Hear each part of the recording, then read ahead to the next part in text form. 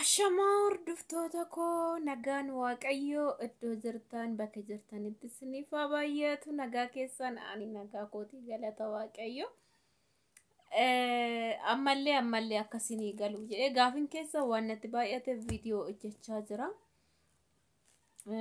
Deddeebitanii na gaafattu gaafii isinitti ta'ee jira waan ta'eef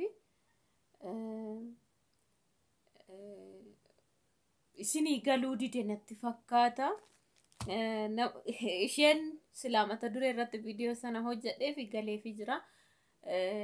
Duraan naan jettee jirti.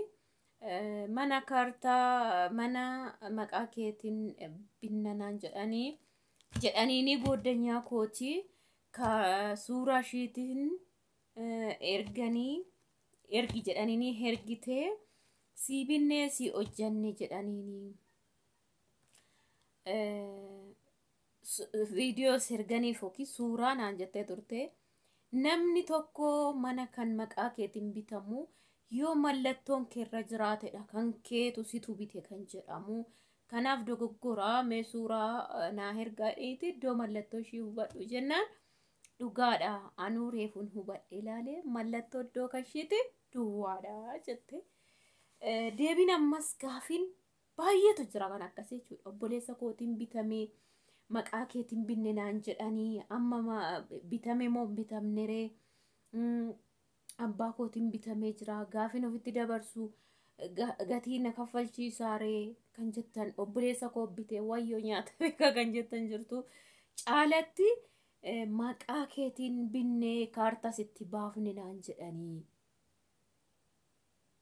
jedhu. Isinitti himaa jira deebii guutuu fi yaada guutuu. Ani lafa bite jechuun dirqama mallattoon koo namnis bakka bu'uu hin danda'u. Waa tokkollee malammaltummaan hojjechuu dandeessa garuu isa kana hojjechuu hin dandeessu. Amma fakkeenya achi teessee suura sirkaa fuudhan lafa binneessaa jedhan maqaa keessa irratti haa guutan mallattoon kee yoo irra hin jiraanne tokkoffaa bittaaf gurgurtaan hin danda'amu.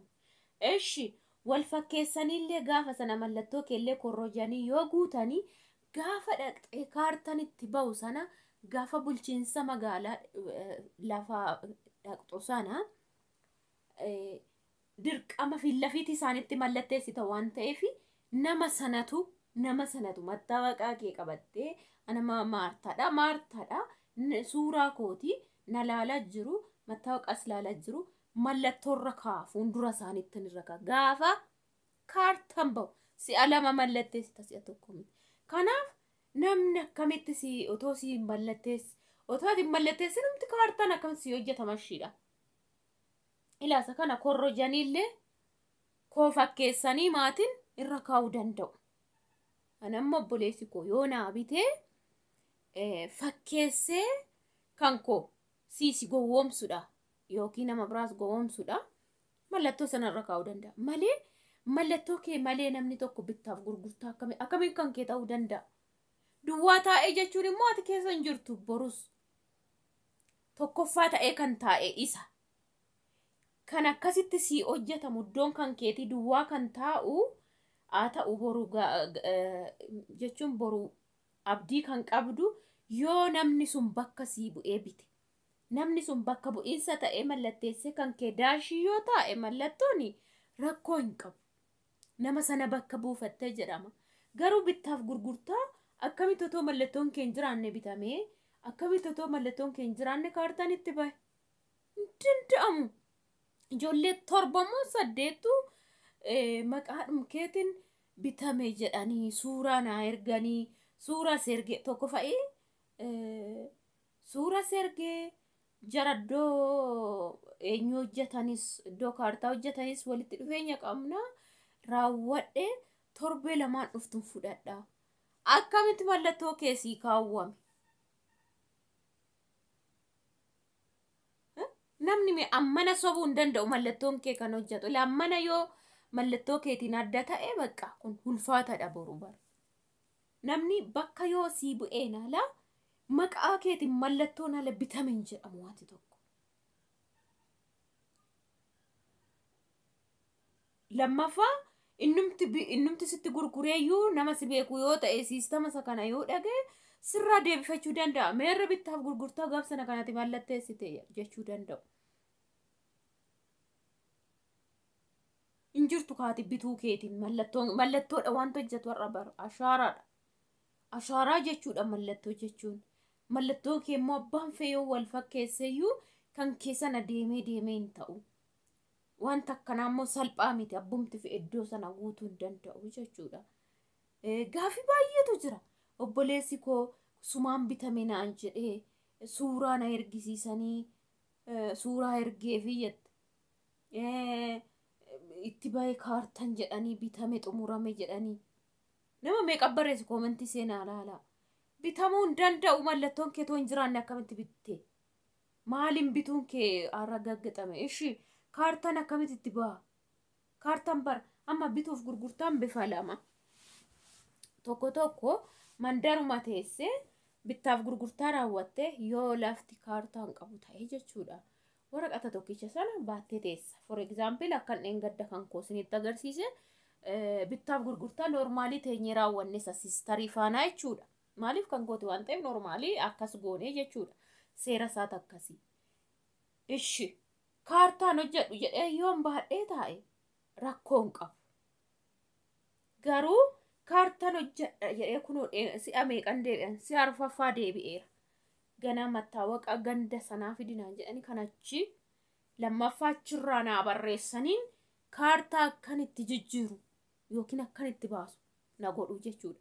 Achi immoo isa gandarraa fudhadheen magaalaa bulchiinsa magaalaa kan lafa dhaqaa jechuudha. Achi yeroo dhaqe immoo fiillafiitii isaaniitti mallatteessa kaartaan akkanaa ba'uuf jechuudha. Isa eenyutu dhaqee sii mallatteesse?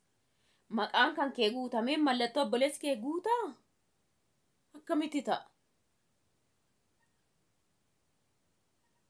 Ani kana baay'een ulfaata. Akkamitti akka danda'amu hin beeku ani maal akka ta'e jechuudha. Innaa akkasii baqa mallattoon humti kee irra hin jiru aanne taanaan kaartaan laftitti siin bahu barqixila caraqaa irratti bittaaf gurgurtaa simiti kan raawwate namni sii raawwata jechuudha. Amma obboleessi kee akkuma jedhame siin bitame jedhu malee amma laa bakka duwwaa sadiitu jira. Lama fakkeenya walii galtee jedhee jira. Miti waraqatichi walii galtee jedha. For example natti dhiyoo jiraala. Seenta agarsiisuu jedheeni.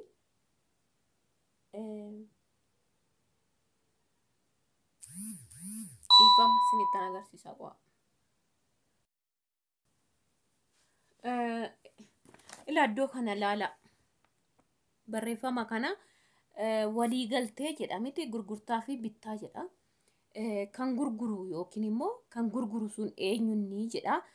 Tokko nama lama yookiin sadii ta'uu qaba. Fakkeenya tokkoffaa lammaffaa jedhee jira. Gandi isaa jira. Walii galtee fudhataa yookiin bitaanis immoo tokko lama jedha. Tokko lama maaliifi amma ishiin natti gurgurte jedhamu lafti kun kootuma garuu natti gurgurte yoo jedhame isheen tokkoffaarra yoo taate lammaffaan yookiin abbaa warraa yookiin namattaan yoo hin jiraanne daashii ta'a. Kana jechuun maal inni amma obboleessi kenni sii bite siin jedhu tokkoffaarra of kaa'ee tokkoffaadhaan mallatteessee jechuudha. Isa bite malee si miti. Lammaffaarra maqaa kee bichaa kaa'eeti dhiisee jechuudha. Isiniif haa galu. Maqaa kee zim jedheeti isa tokkoffaa isatu kan isaa kaawwata jechuudha. Sama lammaffaarra immoo kan kee kaa nuyi amma duwwaadha. Anis hin keenye ishiitu natti gurgure ana turraa biteessa jedhu bichaa malee kan koo maqaa abbaa manaatti hin galchine kan ishiis maqaa abbaa manaatti hin galchine kun piroosesiin dheeratu. Horma yoo ta'e garuu tarii namni tokko amma ishiin simpilii salphifteetuma mallatteessiteetu murtee isaan amanu malee meerri namni bira dubartii guddoo yoo taate meerri abbaan manaa kee akkamitti gurgurta fedha kee malee jedhuuni jechuudha. Okay? Enna zim jedhanii maqaa keessa warra maqaa keetiin bitame siniin jedhanii lammaffaarra sin kaa'an. Baqa lammaffaarra mallattoon yoo jiraachuu baates rakkoon qabu. Isa tokkoffaatiin waan nane jechuudha. Sinii galee sadaffaas kaa'uu danda'u maatiin biraa yoo jiraate. Argitanii? Amma fakkeenya erga kana barreessanii xumuranii maal jedhanii namni seera kana shaaree jedhagaa waan baay'ee qaba. Otoo ammati irra hin jirtu. Amma seericha otoo inni gurgurus haa ta'u inni bitus shaaree ati keessa hin jirtu. Mallattoo isaan sana lamaantu walii mallatteessa. Keessoobeen maqaan irra taa'e mallattoo malee immoo maqaan hin hojjetu yeroo kana. Mallattootu hojjeta. Okay? Gadi buunee immoo iddoo kana mallattoo bitaa yookiin fudhataa fi gurguraatiitu asirra jira jechuudha mallattoon iddoo kana. Mallattoo koo amma fe'oo ta'e kan koo fakkeessuu hin dandeessu. Sinii galee yookiin immoo mallattoo fi barreeffamni maqaati barreessitii kan koo faana wal fakkaachuu danda'a. Namni biraa wal mallatteessi hin beekamu.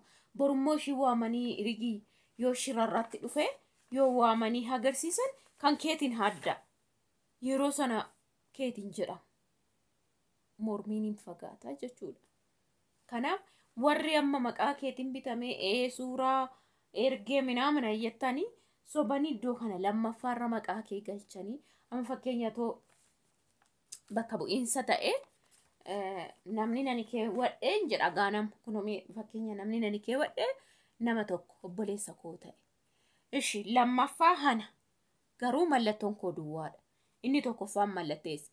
Maaliif bakka bu'iinsa jedhee jira rakkoon qabu kun yookaan kun mallattoon hafees ani boru karakkaruu danda'a. Maaliin bakka naa bu'e namichi kun bittaaf gurgurtaa miti bakka bu'iinsan bakka naa bu'e waan ta'eefi mallattoo isaatu jira haa jiraatu karakkaruun danda'a. Kan koo immoo maqaa bichaatu jira hin mallatteessine iddoo biraan jira rakkoo hin qabu jechuudha. Kan bittaaf gurgurtaa garuu maqaan obboleessa kootii dursee mallattoo noo keewwame bakka isatu bitee jechuudha bar. Simiti lammaffaa irra qabaatti mallattoon keessirra hin jiru sichaamar maaliin do'eewu jedha. Kanaaf ijoolleen baay'een rakkoo qabaare obboleessi koo suuraa erginaan jedhee kan kootiin biti jennaan ishi suuraa erginaan jedhee bitamee xumuraminaan jedhee maatiidhaan akkas jedhee bitamee xumurame maqaan keetiin naan jedha. Akkamitti xumurama? Indeet? Ishi kun asitti hashawwadamu haa xumuramu asitti. Ganaa achi dhaxxee biiroo waajjira seentee yeroo kaartaa baaftu kanatti mallatteessitutu jira. Isa akkamitti mallatteessifata? Dammituuf baqqalaan maqaan gargar. Amma koo baqqalaan amma galee yoo mallatteesse maqaan baqqalaa jedha. Dammituu jedha maqaan bakka isaa amma baqqalaan seenee mallatteessuu danda'a dhiiroon beekama. Jaruun fuuldurattu mallattoo koo mallatteessuu danda'a? Hin danda'u. Asittillee kanallee waanuma fedhe irraan barreesse jechuudha. Kanaaf isinii miti kan bitame. Warri isinii binne maqaa keetiin jedhan soba bakka guutumaan guututti. Akkuma mucaadhuma kana koomantii isan viidiyoo gaafan dura jedhee hubadhaa. Lammaffaa irratti waan ishiin barreessite jechuudha. Dhugaadhaan hubadhe oddoo kan ishiiti mallattoon duwwaadhaa jette. Dura garuu maal jettee naa barreessite? Maqaa ishiitiin bitanii suuraa ishiiti ergi jedhanii suuraa ergitee mallatteeffame hundumtuu bitame suuraadhaayyuu erganiifi jette. Mee irra deebi'iitii waraqata ishiidhaa bitame jedhame sana suuraa naa kaasaa jedhii karaa iimoollee maalillee yaaliiti hilaalimee hubadhume iddoo mallattoo kee iddoo suuraa kee jennaan dhuguma maqaatu jira malee mallattoon hin jiru anuureefun hubadhee jette kakuun goddanyaa ishiin na gaafatte ilaalaa gaa. Kanaaf mallattoo kee malee waan tokko hin bitamu waan ta'eefi warri eesii binne maqaa keetiin jira minaamin siniin jedhan dhiifama naa godhaatii sobaa mana sobdee jettanii achi teessanii hin faccisina galaati baay'ee toon turin warra akkaatti maqaa namaatiin bitta warra akkana otoo baay'een turin ji'oota sana keessatti nan dabarsa jedha otoo walifattanii yeroo jiraattan akkuma dubbatamu yeroo ji'a 2-3 booda isin maatii faana wal fixxu daftanii fa'i gaa'iloo qabaattanii iddoo keessan teessanii maaloo jechuu battan maatii kam faana waliin jaalattan isaan ammas akkuma kaleessatti nu gargaari baasii waan jedhaniif dhabiinsa kee barbaada. Yeroo sana immoo ati dubbattaa waan baay'eedhaan nama faana wal fixa waan ta'eef gara dhabuutti deemta isa kana jechuudha. Waan ta'eef akka galtaniin maqaan jijjiira. Bakka birriin kun utuu harkaan badiin jedha. Sobaatii jalqabaa malee hin turina warra amma maqaa namaatiin bittanii jechuudha. Inni akkasii bargit guutummaa guututti isinii deebi'a jedhee yaada. Viidiyoo kana sadaffaa hojjechuu kootii. Warri immoo kaaree amma kanaan ijaaree qorqoorroo amma kanaatii maqaa abbaa kootirraa fitti jijjiiruudha baay'ee na gaafata jettanii isin gaafachuu isin gaafata akka kaareetti isin gaafata kan kaaree 200 kaffaltuuf kaaree 400 kaffaltu qobaadha kan lafa duwwaa kaffaltuu fi kan mana ofirraa qabu kaffaltu qobaadha hundumti isaatu jechuudha mana girgiddaa ofirraa qabu jechuun mana girgiddaa qabu jechuun mana lafa mana qabu jechuudha. Lafa duwwaa jechuun immoo qobaadha waan ta'eef kansa kaffaltiinsaa gargarii jechuudha. Namatti jijjiiruun bakka bittaadhumaaf gurgurtaadha ta'a isiniin jedheera. Walumaa galatti bittaaf gurgurtaa ta'a. Duraan walii galtanii ati bakka naa bu'ii biti. Woo jettanii duraan nama faana waliin galle nama sana faana waliin galle ta'e har'a haadha keerraa abbaa keerraa obboleessa keerraa fira keerraa ofitti dabarsi akka ulaagaa bittaa fi gurgurtaatiin deemtu jechuudha. Ulaagaa bittaaf gurgurtaatiin deemtu. Bakka wanti biraamtu hin jiru. Waciin tokkuma naan isiniin jedhu bittaaf gurgurtaa akkuma namni hormi kamuu walirraa bitu isinirraayis akkasuma kaffaltu jechuudha. Anamma lamaan kaffala. Ishiin kaleennaa namarraa bitte sana parsantii mootummaadhaa galuu kaffalteetti. Anarra garuu daabiliin lammata immoo ishirraa ofitti bittaa gurgurtaa waan irraa wadhaaf ganaan kaffalee jechuudhaanis kaffalee san kaffalee jechuudha. Kanaaf humtuu wanta hin jiru bittaaf gurgurtaa hormarraa bitturraa jechuudha. So akkasii garuu jijjiiramni lafa duwwaa fi mana ofirraa qabu yookiin immoo kaaree 200 400 300 isaan garaagarummaa qaba malee bakka kaffaltiinsa kaffaltiidha jechuudha. Inna gaafii akkana namni na gaggaafatis waan jiruufani isiniin jedhee kaartaatti baasuun immoo agamii kan jedhes jira.